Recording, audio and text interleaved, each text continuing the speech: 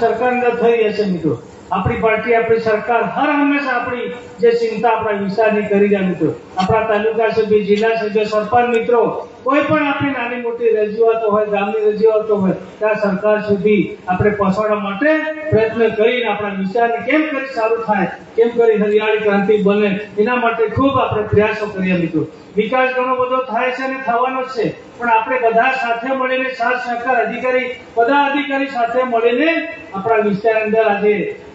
કાર્ય કરીએ મિત્રો આજે વન મહોત્સવના કાર્યક્રમમાં આપણે સૌ અહીંયા ખૂબ આજે પણ બીજા ઘણી બધી મિટિંગો એ તો પણ આજે જિલ્લા કક્ષાનો આજે વન મહોત્સવ આપણે સંજેલી તાલુકાની અંદર થયો ત્યારે જે આપણા ગામની અંદર પણ નાના મોટા વનો કરી અને પ્રકૃતિ માટે અને જે વન વૃક્ષો રોપવા માટે આપણે સૌ પ્રયત્ન કરીએ અને આપણા દરેક સરપંચ મિત્રો અને કોઈ પણ તાલુકા સભ્ય જિલ્લા સભ્ય કોઈ પણ નાના ગામની અંદર જેવા જે પ્રસંગો થાય એને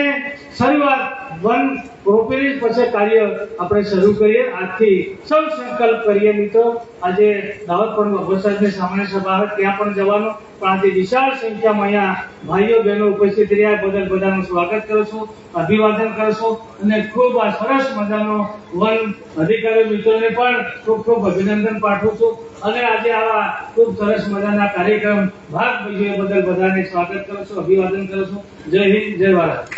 ખૂબ ખૂબ આભાર સાહેબને વાણીમાં સુંદર વાત કરી તે બાદ હું આપણા લોકલાડીલા સાંસદ અને જસવંતસિંહ બાબર સાહેબ આપને વિનંતી કરી સાહેબ આ તબક્કે આપનું ઉદ્બોધન કરશો મંદિરની બાબર સાહેબ